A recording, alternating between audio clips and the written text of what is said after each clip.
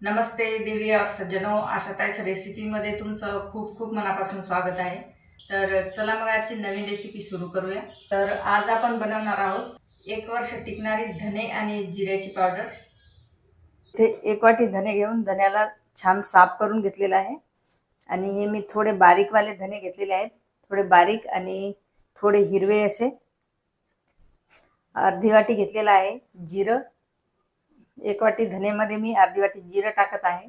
जिराचं प्रमाण जास्त टाकलं तर धने पावडर जी असते ती हिरवी दिसत नाही, थोडी काळसर अशी दिसते जिरं जास्त झाल्यामुळे।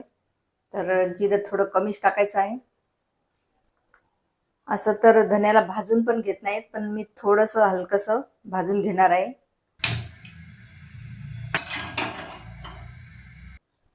तर इथे गॅसवर कढाई ठेवलेली आहे। कढाईमध्ये हे धने भाजून घेऊया। हलकेसे असे धने भाजून घ्यायचे आहेत। धन्याचा कलर चेंज करायचा नाहीये, कारण मग मसाल्याचा पण कलर चेंज होतो।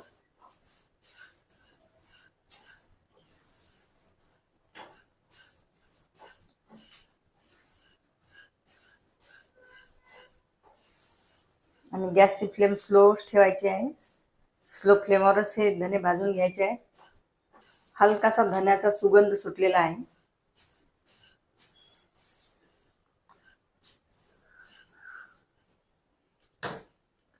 आता याच्यामध्येच टाकायचे जिरे।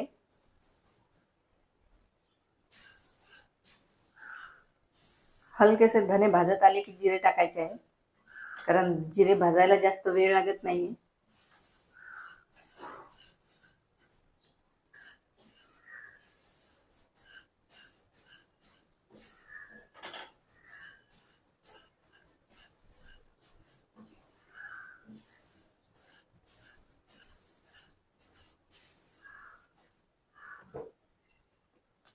मग आता धने थोडे भाजत आलेले आहेत, असे फुटून राहिले। तर धनेला हलकसं भाजून घेतलेलं आहे आणि धनेला घेऊया काढून। धने जिरे थंड झालेले आहेत। तर मिक्सर ग्राइंडच्या छोट्या भांड्यामध्ये याला ग्राइंड करून घ्यायचं आहे, थोडं थोडं करून।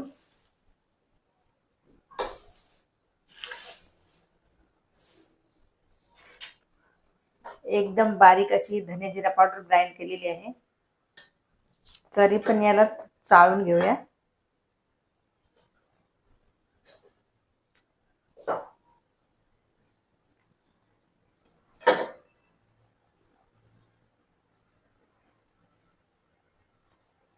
एकदम वर्षभर टिकणारा आणि धन्याचा घमघमाट असा सुटलेला आहे।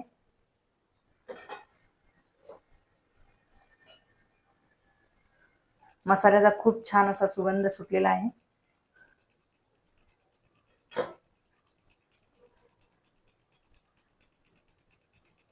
आणि मी मसाला कमी क्वांटिटी मध्ये बनवलेला आहे। थोडंसं त्याच्यामध्ये असं काही जाडसर असलं तर निघून जाते।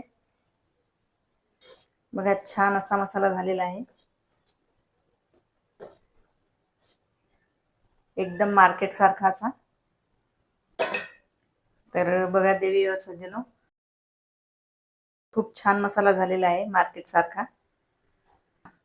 असा मसाला बनवून एअरटाईट जारमध्ये वर्षभर या मसाल्याला ठेवू शकता।